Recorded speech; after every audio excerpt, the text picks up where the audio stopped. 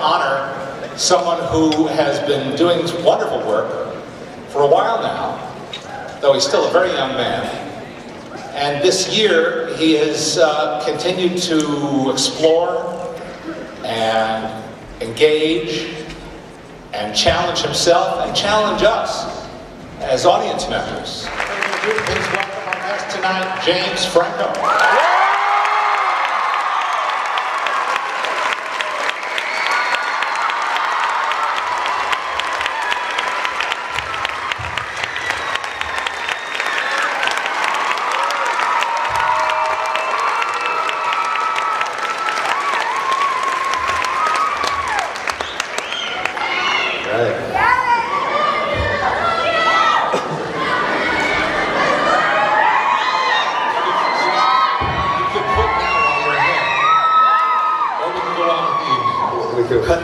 You can quit now while you're ahead and go on to the rest of the evening. I didn't know I was going to be talking tonight. I thought Seth Rogen was going to, tell a couple jokes, and I'd come up and get an award or something, and then we got dinner. Sit back, relax. No, listen, you're among friends. When was the first time you got paid for acting? I did a show called Pacific Blue, which is basically Baywatch on bicycles. I had to ride a bicycle on it, and I was so nervous I couldn't even do that. But I eventually managed to ride from point A to B, and then I was a guy that was selling horse tranquilizers to bicycle racers. Did you get encouragement from your parents in this pursuit? No. Now I have, all the support I could ask for from my parents. But no, I was at UCLA. I was an English major. Even that was like a compromise because my father, wanted me to be a mathematician or something. I remember when I said I wanted to go into, or I wasn't going to study math. He was really upset and said, well, who's going to help me make all these mathematic, discoveries? Not me. And then I was, so I went to UCLA for about a year, and then I had three interests when I was in high school. Acting, film, art, and literature. And when I got to LA, I realized that half the city was, in the movie business. And when I was in Palo Alto, acting in film seemed like, just wasn't realistic. Like, I didn't even know how people did that. And then when I got to LA, I saw that, it actually was possible, or at least you could try. And so then in UCLA, I don't know, I wasn't in the theater department. I wanted to be. They said I had to wait to even audition, so it was just, I didn't want to wait. So I left, and I went to acting school. And my parents were not very excited about that, because, look, you look at it, on paper, I was leaving UCLA. I was living on a couch in Sherman Oaks. I didn't have a car, so I got a job at a place I could walk to, which ended up being McDonald's. And so, yeah, of course they weren't excited about it. At the risk of sounding ridiculously simplistic, so what's it like being in the scene with Robert De Niro? It was great. At the time it was a dream come true to be able to work with him. I just shot James Dean's film. I don't think it was out yet, and they might have seen it, or just before they cast me. But I remember I had to go audition. I had to go read with Robert De Niro for the movie, and he was promoting Meet the Parents, the first one. So it was in some hotel in New York, and all the posters were downstairs, and so I waited down there, and they called me up, and I went up, and it was De Niro and the director, Michael Keaton Jones, and then Michael, like, had to take a call, and so he said, oh, excuse me, guys. And so he went into the other room, and so it was like me and De Niro sitting there, and so many things, like, you know, we want to ask him, but like, you just got the vibe, like, just, you know, don't talk. And it was really awkward. But then we read, and I guess he liked me. I guess it was good that I didn't talk because he cast me in the movie. And I went every day. The movie kind of revolves around our relationship between his father and his son. But we only had like a couple scenes together actually because I'm on the run. And but I would go every day and watch him. And I watched, for preparation, I watched every De Niro movie. Even there's like these movies he did with De Palma early on, Hey Mom, but like even before that, he's like this wedding movie, like he's like a groomsman or something, like really weird. And so when we finally got to that scene, it was like there's been this big build, and it was great. I mean, it was great. He seemed to be into it. It was at the time like one of the best acting experiences I had. So we did this whole long scene. I had this big speech, I tell him about myself, and then he wants to take me in because I've killed somebody, but I don't want to go in, so I run,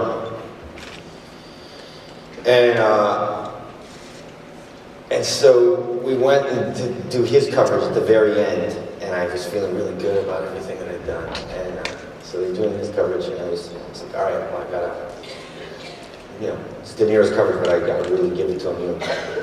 To explain, so they're going to shoot over your shoulder to him. Yeah. So you're not really in the scene anymore. Exactly, but as an actor, if you're courteous, like you act just as well when you're not on camera. Mm-hmm. So I really acted up for him, and so we did one take, and he said, "Hey, James, that was great, but could you just don't do all that. Just do it faster, okay?" Oh, sorry. I guess he didn't. Meaning, like, I guess he didn't need my. Now, talking about things twisting and turning in life, unexpected things. That might have been you playing Spider-Man. Yeah, could have been me. Are you pleased the way things turned out? Yeah, it's fine. I mean,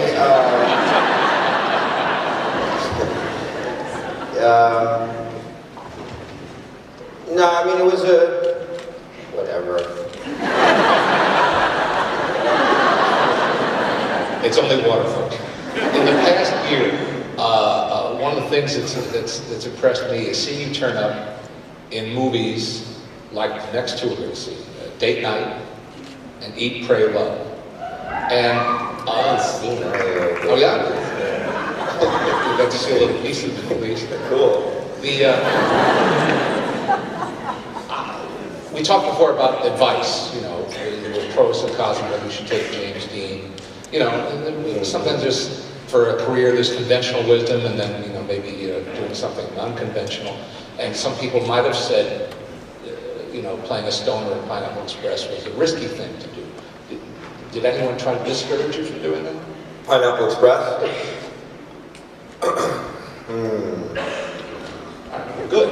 Because to me it's only the ultimate good. And it showed you had more range than we'd seen you do, because we haven't seen you do that kind of comedy before. Yeah. And you're really good at it. But here... It was crazy, the response, too. I mean, when I was at NYU, we had to make short films, and I decided to make my 3 short films based on poems. So I went out, I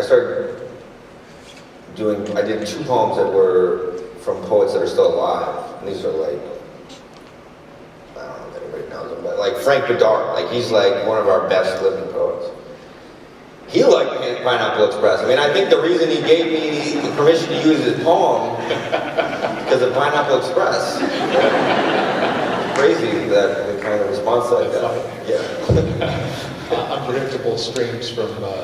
This is one of my favorite artists too. Is this guy Paul McCarthy, crazy artist. But he too, he's like, that's my favorite movie. He's like, you know, has shows at all the best museums in the world. Tell us about your relationship with your director, Danny Boyle, and what did you look to him for? What was his role in your eyes as you were shooting this most unusual movie, where the bulk of it is just you? Well, I can go on forever about that. Danny's the best. He's so great to work with. So to set it up, basically, I think there are two things that drive Danny Boyle as a director. He does movies that pull him out of his safety zone, that require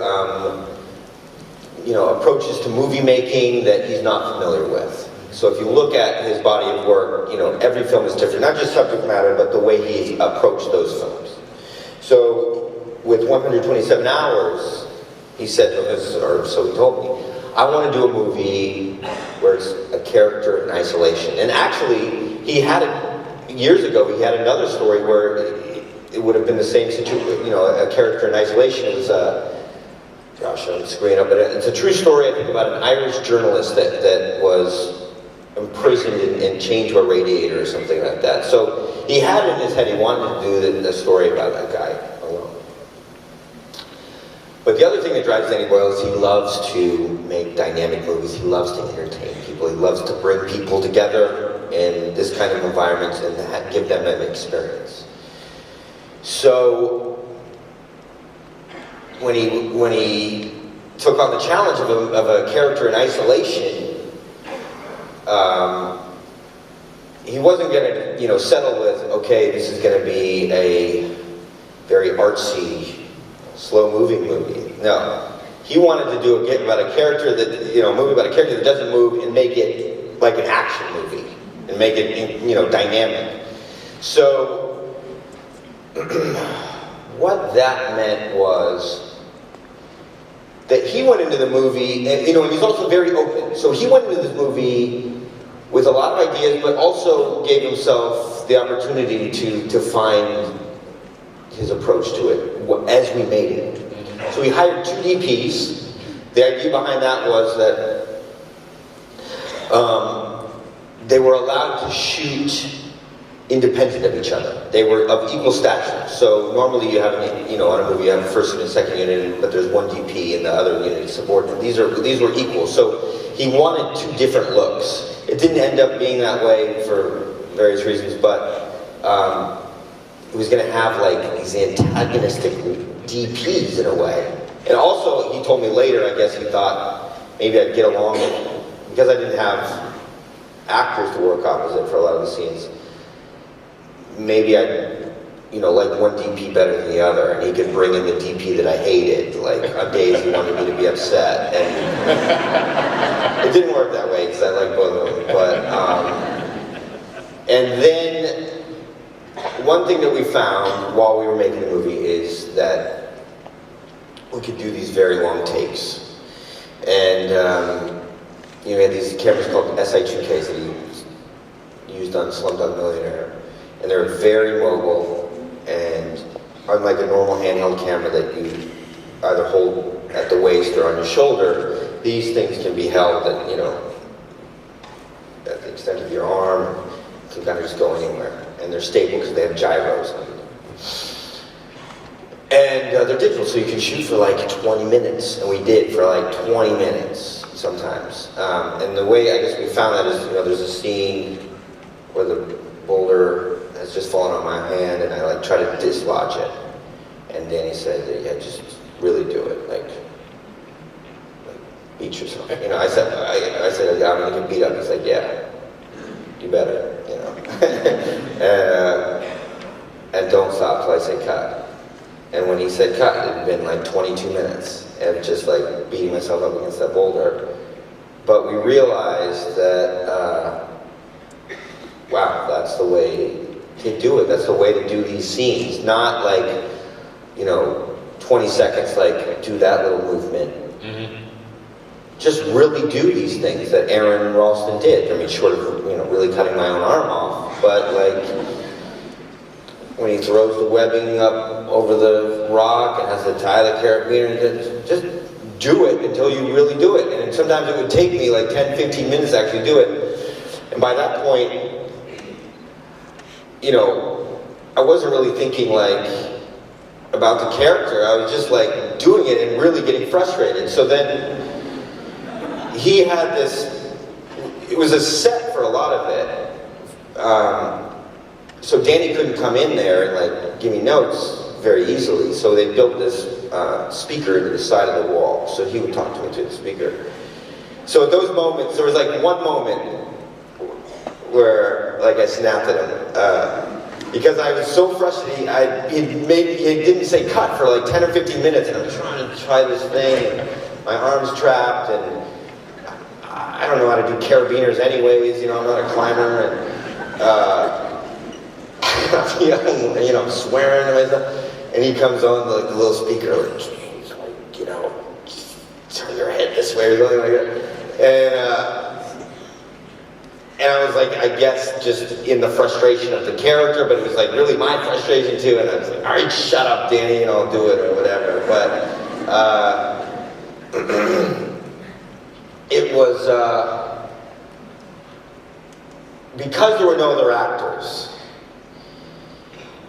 it was like, you know, everybody looks at me like, oh, how'd you do all the scenes without another actor? Wasn't it weird? And yes, it was. But it was weird for everybody.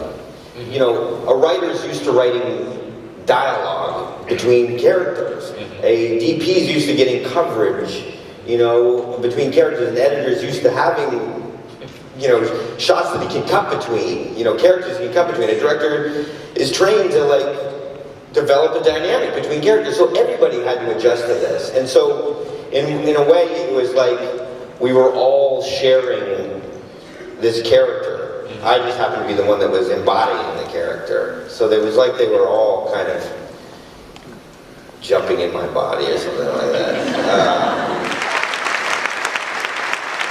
Ladies and gentlemen, please welcome Seth Rogen.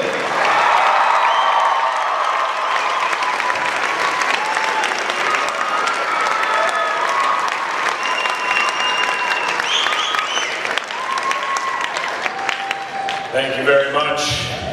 Thank you for having me. I'd like to thank the people at Uggs for keeping the Australian nation's feet warm for many years. I've seen Kate Hudson wearing them. She seems to be fond of them as well. I owned a pair once. They looked feminine and made my feet sweat, so I stopped wearing them after that. This is the first time I've seen a theater built inside a Mexican restaurant.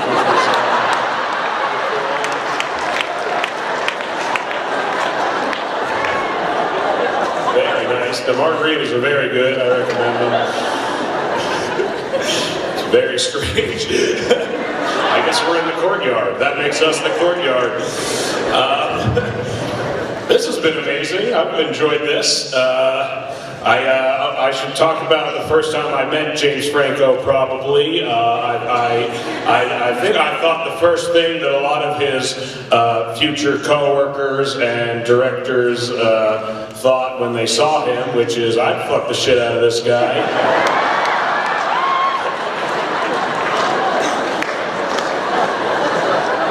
He's handsome, very friendly.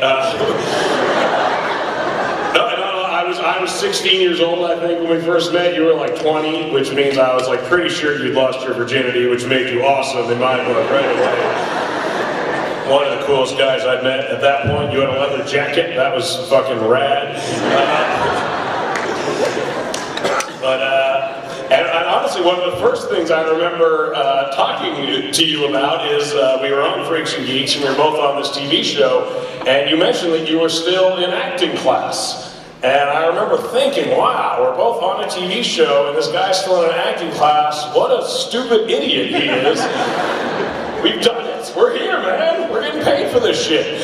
But no, he really wanted to keep learning stuff, which I thought was very weird at the time, but I've now seen that somewhat of an odd addiction he has, and we just all have to stand by and watch. He took acting incredibly seriously, especially for being on a TV show no one watched. He'd talk about his character like he was a real person. Daniel wouldn't do that. I remember he'd say, that's a weird thing to say. I don't know what my guy would do, I have no clue. My guy would say this shit on this piece of paper.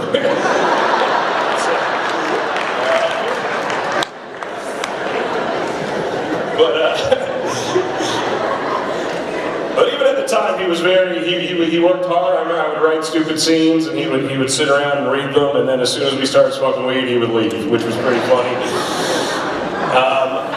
And then I remember our show started coming to an end. It was getting canceled. Scott Sasso was the guy's name who canceled it. You can remember earlier. I don't know what he does now, but he's not up here, I guess. I remember talking to you actually, and you were saying that there was a James Dean movie that you may do, and I was definitely one of the people convincing you not to do that. I was like, that's crazy, yeah, I'm going to play fucking Laurence Olivier in a movie, that'll be rad. Siegel will be Orson Welles, and we'll all just go out and pretend to be great actors. I was totally wrong, he won a fucking Golden Globe, so, and that's when they were legit, so... Pre-network television Golden Globe. That's a whole other thing. Then he did some movies I never saw, Annapolis and Flyboys and shit. I didn't see those, but yeah, I did. Okay, I saw Flyboys because at the end you're on a blimp that's blowing up as you're running across it. That's fucking badass. I don't care who you are. If you can run across a blimp as it's exploding, that's unbelievable. You actually learned how to fly a 1939 airplane for that movie, if I recall. No, that's not true. I just made that up. But I actually went years and years without seeing Franco, except in movies. So I did see the Spider-Man movies. That was impressive, I remember. And then it wasn't until years later that we ultimately met up to do Pineapple Express. And after hearing him talk tonight, one thing has become remarkably clear to me, and that is I should never have let him play that role in Pineapple Express. Because I'd be talking to fucking Leonard Maltin, and he'd be up here with his stalking his ass for 2 hours, driving to fucking Santa Barbara to give this 5-minute speech, and I'd be nominated for an Oscar, and not him. So. We live and we learn, I guess. Maybe next time. He did do a great job in Pineapple Express, actually. He was very dedicated. He actually, there's a scene in the movie where he runs into a tree, and he actually ran into the tree and cracked his head open and got many stitches on his forehead, which is why his character wears a headband throughout the majority of the movie. I remember thinking, like, that is badass. Like, I'd go home for 3 weeks if that happened to me, but he showed up the next day, and like my career isn't predicated on my looks nearly as much as his is, so it was very impressive. I think, I mean, a lot of people know he's amazing in the movie, and I think the one thing that makes his performance the most impressive is something that most people don't know at all, and that is the truth. Me and James Franco have never smoked weed together in our entire lives. That is insane. I've smoked weed around him around 4 million times, and I've blown it in his face a lot just to kind of try to, for the story, I guess, but it's never actually happened. So that alone deserves a second Golden Globe nomination. But they were on their way out at that point, so it's not. They've got network. Well, you didn't even show up that year. Yeah. I was there. I don't know why. I felt like I got nominated because the fucking movie got nominated, but I was like, why am I here? Franco's not even here. That was weird. No one listens when you're there anyway. It's a shit show, the Golden Globes. Anyway. It's a little disorganized, that's all I'm saying. After we did Pineapple Express, we actually reunited to actually film a short film for Pineapple Express, and then we both presented at the Academy Awards together. which just makes me think that I must have done a really bad job because I haven't been invited back since, and now he's hosting them. So, I don't know what that means. I thought I was funny, and I helped write the thing, but I guess that doesn't count for shit.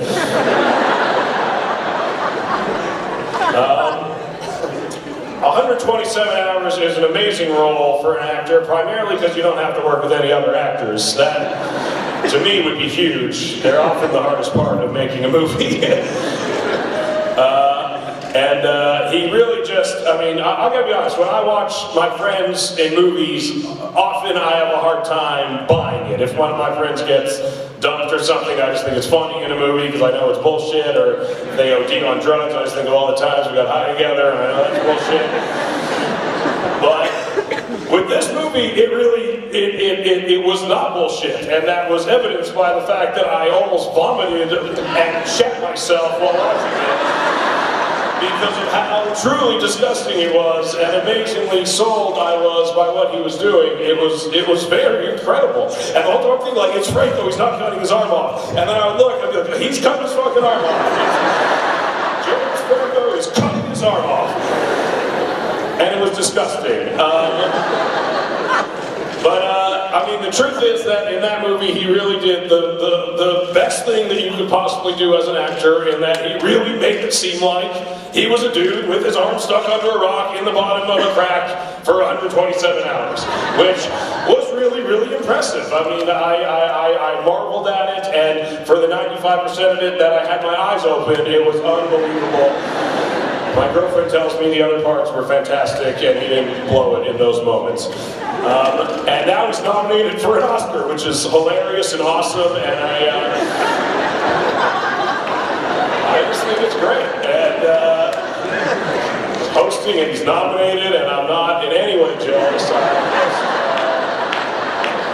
It's just all you could ever hope to achieve as an actor and a comedian, and I haven't either. So, that's fantastic. But in all honesty, I'm really glad I came here tonight, mostly just because of how embarrassed James has seemed for the most part. That Sunny clip took the cake for me. They had no shirt budget in that movie. They couldn't afford one fucking shirt for anyone in that movie. Nick Cage just made no shirts, man, the whole movie. No one's in the shirt the whole time. But in all seriousness, it's been a lot of fun, and I'm honored that I could be here to give you the award, which is the Outstanding Performance of the Year, and please give it up for my good friend, James Franco.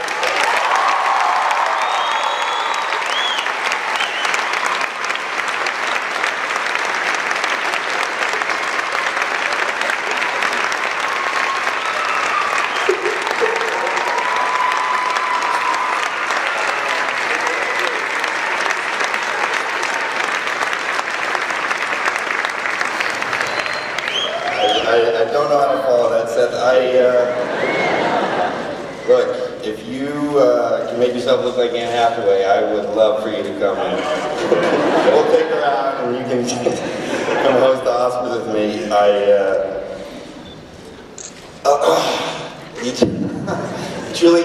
You truly have been there at, like, the biggest points of my acting career at the beginning, and, at the point when I didn't want to do it anymore, and you made me want to do it, so.